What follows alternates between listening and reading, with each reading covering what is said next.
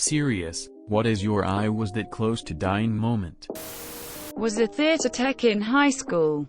One of the techs was showing the new girl how to use the fly system. A hanging pipe that you hang things on. Clouds, airplane, etc. When you bring the fly down, you yell, "Fly down!" and everyone who hears it echoes it. So everyone quickly knows it's coming down. You also drop it slowly. Well, I was working center stage, right under the fly. She didn't say, "Fly down," until she had already dropped it, and she just let it fall really fast until it was hip height from the ground. If I would have stepped forward or back, instead of right, I would be dead. Luckily I stepped right and just stared at her. She knew. What I remember, I'm 11 years old, playing outside, and it starts to rain. I wake up in the hospital 3 days later. What happened? Lightning struck the ground next to me. I was knocked unconscious, thrown into the air. My heart stopped. Paramedics used CPR and a defibrillator to bring me back. I'm all grown up now, with the only long-term effect being I have no memories of that summer before being struck. Which kind of sucks because that was the summer we went to Disneyland. Friend was driving me to Taco Bell. Was at a median trying to make a left turn. Friend gets distracted by phone and takes foot off brake. Car coming from other direction sees us rolling and swerves at the last second to avoid crashing into my side at 50 miles per hour. Friend realizes HES in the middle of road and guns it into parking lot. I don't know what I did to deserve to be that lucky, but I'm somehow still alive. A car almost drove me over intentionally when I was cycling. I sprinted out of there as fast as possible, and to this day I have no idea why he did it. Person I was driving with fell asleep at the wheel on the highway.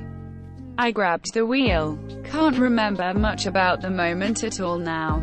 Full 360ed across 3 lanes and somehow made it over safely into the median without hitting anyone or being hit. So lucky. The 5th of October 2019 I was rear-ended by a dump truck.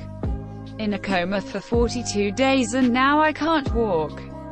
I'm immunosuppressed and breathing is compromised, so who knows what the future holds. Life is good, people, so enjoy every day. I was 8 years old and it was midsummer and it felt great out in the mornings. So I decided to go do kid stuff outside. I started climbing a tree in my front yard up to the point I had always gone to. But for some reason that day I decided to go as high as I possibly could. The tree was on the part of my lawn past the sidewalk and against the street. And at this point I'm 25 feet above the pavement. I go to grab a branch that was too brittle and fall all 25 feet onto the concrete, snapping my left wrist. CF. Getting holes and tears on my lungs, and rupturing my spleen, before I went into surgery. Keep in mind I was 8. I overheard the doctor tell my parents they didn't think I'd survive through the surgery. One of the scariest things a kid could possibly hear.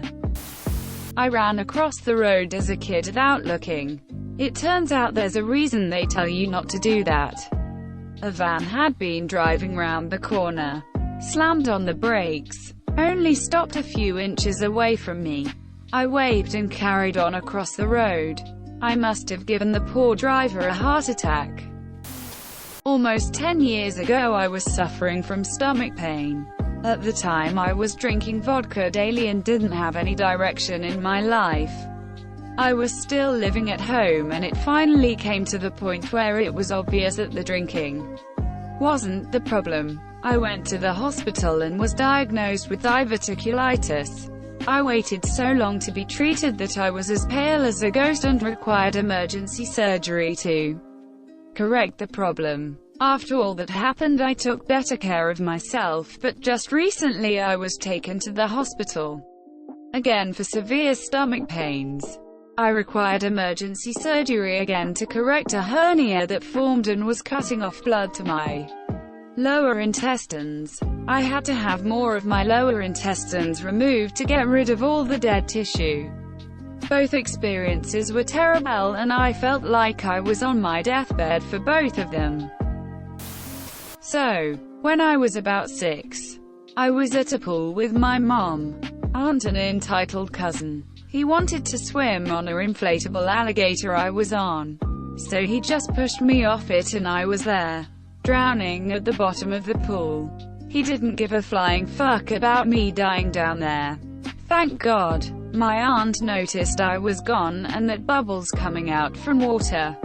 She then realized what was going on and saved me. Fun fact: my cousin didn't even get grounded for that. Doing some electrical work with my dad, who is a licensed electrician.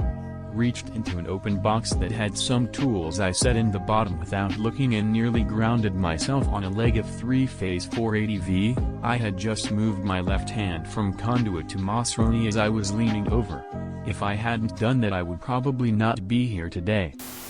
I was born with a cleft palate, which is a birth defect that can prevent a child from eating and talking properly and can cause the child to starve to death if the birth defect isn't identified and the child isn't given the correct feeding equipment. The doctor on staff to identify my birth defect had left to play golf right before I was born, and the nurses weren't qualified to diagnose me with a cleft palate and give me the proper feeding equipment. I guess the organization at the hospital was horrible, because about 2.5 days after I was born no one had diagnosed me, and thus I had not been fed. Eventually one of the nurses found out what was going on and fed me using the proper equipment. But because she was not qualified to make that decision, she was fired. If I had been allowed to starve for just a few more hours, I would have died. That nurse's decision cost her job but gave me my life. And anytime I'm considering suicide, I remember that. Thank you, whoever you are, for the gift of life. It just shows you how important doing the right thing is, no matter what the repercussions are. Caught in an avalanche and trapped under snow for approximately 6 hours. Side note: what is going on with this post? Everyone's responses are duplicated like 5 times. Edit. I realize I was super vague. Just didn't have much time earlier. This was about 10 years ago and I have no problem talking about any part of it. So if you have questions, feel free to ask. A few years ago, I thought I got a bad case of strep throat. The usual. Felt like swallowing razor blades. Figured I could just muscle my way through it.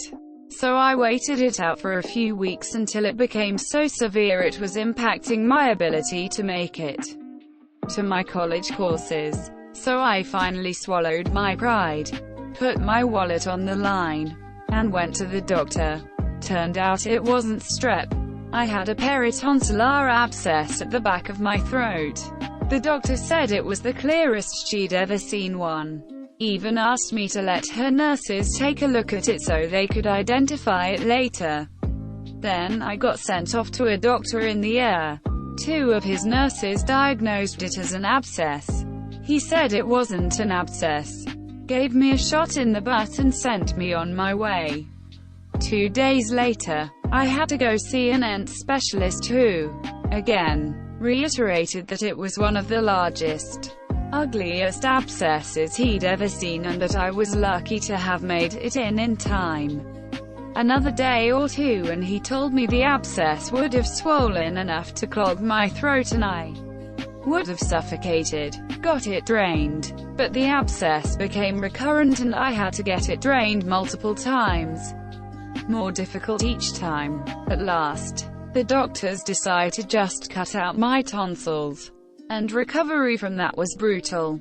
A few times, I start to cough and bleed out of my throat.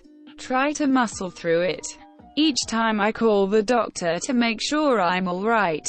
Finally, They tell me if it happens again, I need to make sure I come in to see the doctor, as it'll be dangerous. Well, less than 12 hours later, my tonsils start bleeding again. I don't have many of the pictures anymore, but my bathroom looked like a murder scene. I was coughing up huge amounts of blood. It got all over the walls, all over the sink, all over the counter and the floor. The ambulance showed up and brought me to the hospital, and they had to give me bags to spit me blood up into, and I filled up like 5 to 6. They had to put me on fluids because it was so bad. Every time it started to coagulate, I'd cough, and the blood would start flowing again. And let me tell you, it's awful. You can feel and taste the blood coming up your throat, and the little coagulated chunks only make it worse. They ended up having to put me under and cauterize the wound, and it was a brutal experience all around. In 2016 I was addicted to Percocet and benzos. I overdosed unintentionally. I flatlined in the ambulance. Thankfully I was revived. I could feel myself slipping away. That was the day I stopped using. March 23, 2016. I worked at a moving company. I was by the loading dock getting something.